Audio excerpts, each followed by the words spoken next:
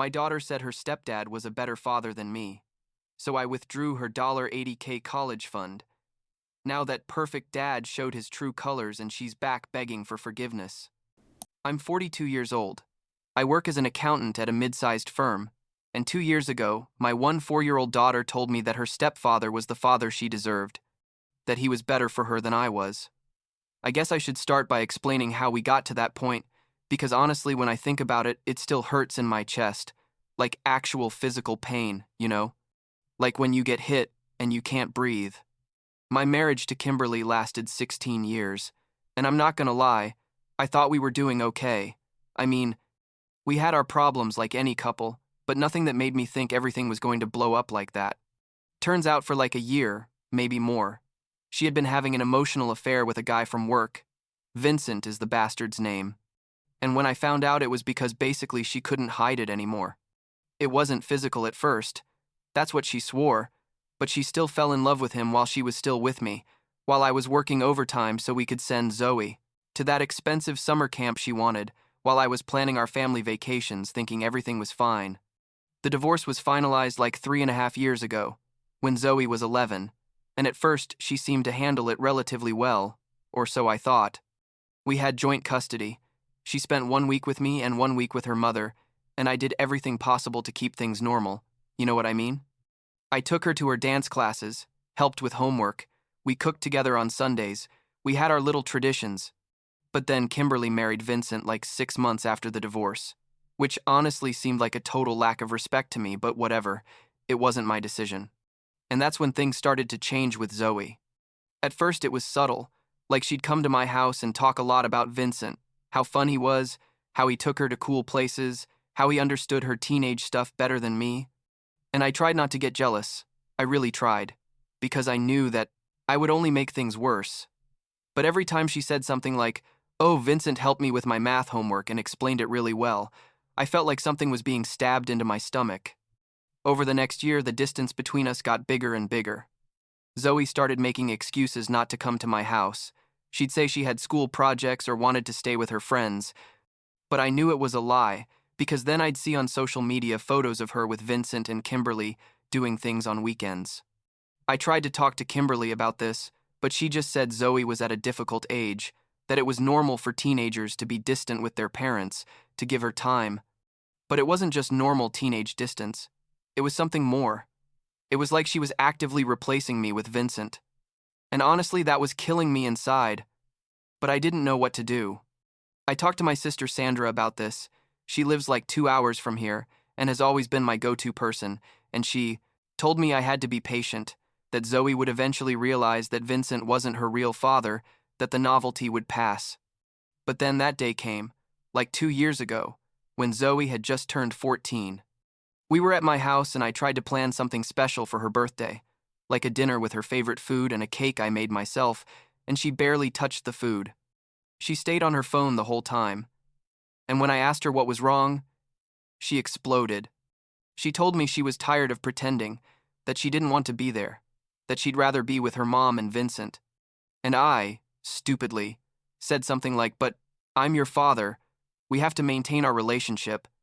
And she laughed, literally laughed at me, and said Vincent is the father I deserve. He's better for me than you. She said Vincent understood her, that he was cool and fun and that I was boring and just made her feel bad. She said every time she came to my house it felt like a horrible obligation, and she wished I didn't have to do it. I don't know how to describe what I felt in that moment. It was like someone had grabbed my heart and squeezed it until there was nothing left. I stood there in the kitchen with the stupid cake I had made, with the candles still unlit, and all I could think was that my daughter, the person I had worked and sacrificed everything for, was basically telling me I wasn't enough, that another man was a better father to her than me. And the worst part is, I didn't yell or anything. I just told her that if that's how she felt, then it was fine. She could leave. She left that night and I was left alone with that ridiculous cake, and I think that was the first time in years I really cried, like sobbing like an idiot in my empty kitchen. The weeks after that were horrible. Zoe barely spoke to me when she had to come to my house.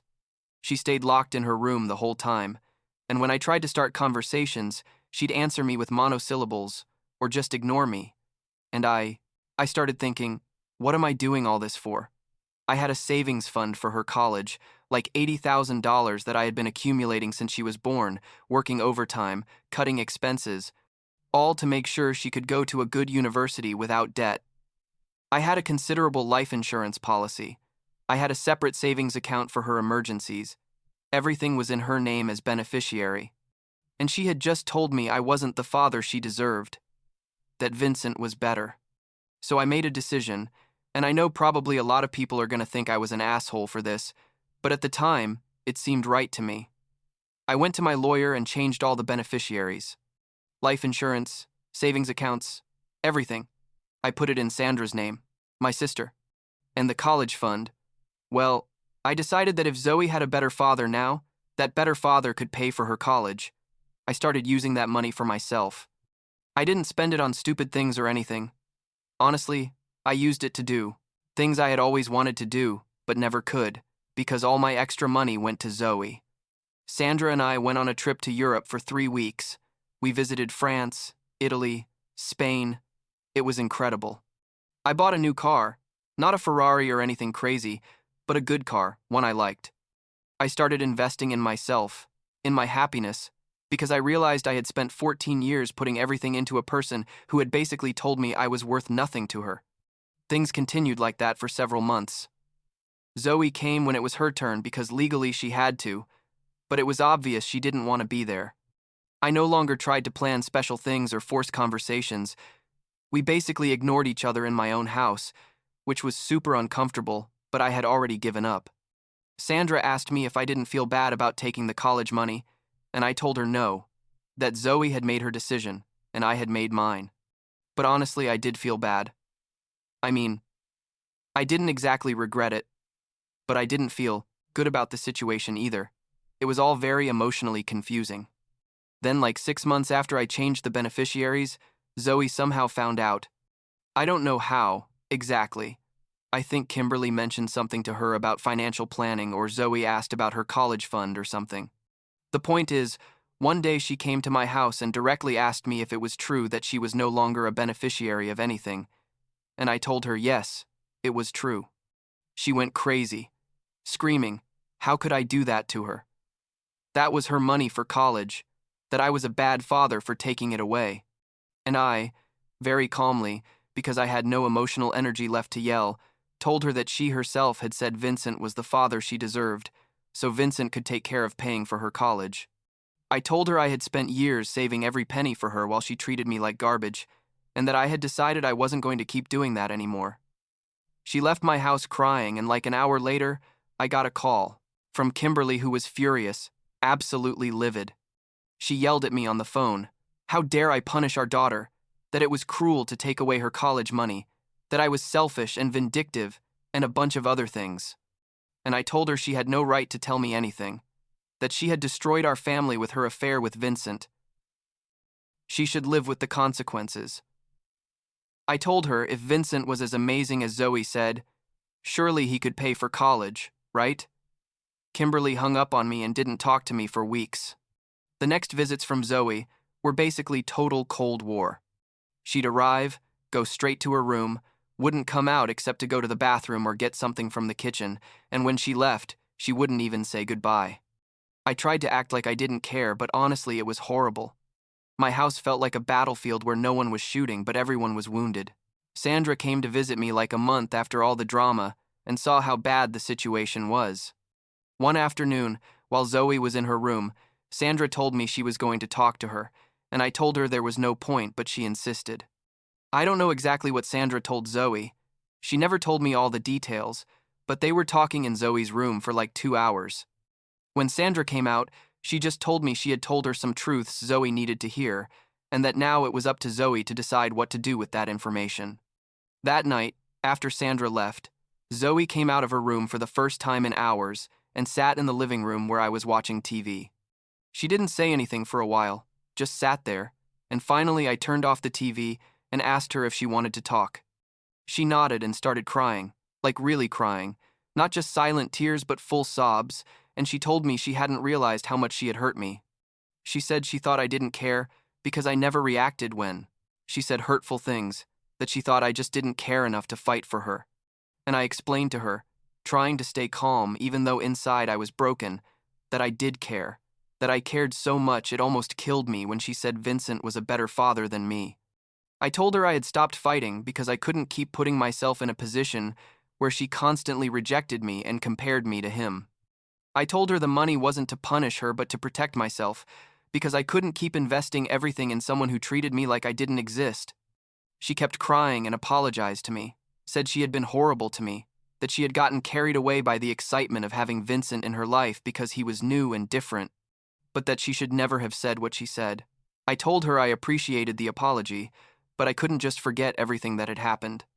Things stayed tense for weeks after that conversation. Zoe tried to be nicer, like she'd ask to me how I was, or try to watch movies with me. But I still had a huge wall between us because I couldn't trust that she wouldn't hurt me again. And honestly, I didn't know if I wanted to let her in again because it had been so painful the first time. But then, like 3 months after that first real conversation, everything changed again. It was like 2 in the morning on a Tuesday when my phone rang. It was Zoe, crying so hard I could barely understand what she was saying. Between sobs, she told me Vincent had been cheating on her mom, that Kimberly had discovered it that night, and there had been a horrible fight. But the worst part was that during the fight, when Zoe tried to defend her mom, Vincent yelled at her, told her to shut up, that she was a spoiled and worthless brat, that he wished he had never met her mother because she and her daughter were a burden. Zoe was destroyed, completely broken, and she asked me if she could come to my house even though it wasn't her week with me. Obviously, I said yes. I went to pick her up immediately. When I got to Kimberly's house, Zoe was sitting at the entrance with a backpack. Her eyes were swollen from crying so much, and she looked so small and fragile sitting there.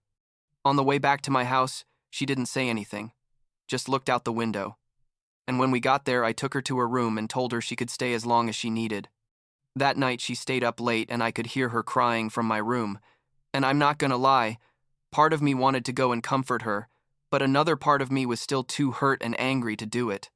The next morning, Zoe came down to the kitchen where I was making coffee and sat at the table. She looked terrible, like she hadn't slept at all, and she started talking without me asking. She told me she had been an idiot, that Sandra was right about everything she had told her weeks earlier, that Vincent was never really a good guy, but someone who knew how to manipulate people into thinking he was great. She told me everything she had thought was cool about him, like that he let her do whatever she wanted and always said yes to everything, was actually because he didn't care, not because he understood her better than me. She said I had always set boundaries and rules because I cared, and that she had confused that with being boring or controlling. And then she apologized to me again, but this time it was different.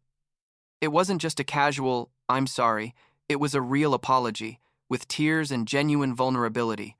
She told me she understood if I could never completely forgive her, that she understood she had broken something between us that might never be repairable, but that she wanted to try. She asked me if we could start over, not pretend nothing had happened, but really work on rebuilding what she had destroyed. And I sat there with my coffee, looking at my daughter who was 15 at the time, and I felt a million things at once. I was still angry, obviously, because I couldn't just forget all the pain she had caused me. I was sad because we had lost like 2 years of a relationship that could have been good. I was resentful because I felt like she had only come back to me because Vincent showed his true colors, not because she had really realized her mistake.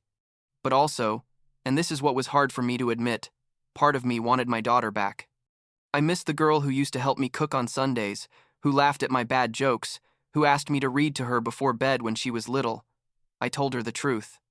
I told her I didn't know if I could trust her again, that it was going to take time, a lot of time, before I could lower my defenses.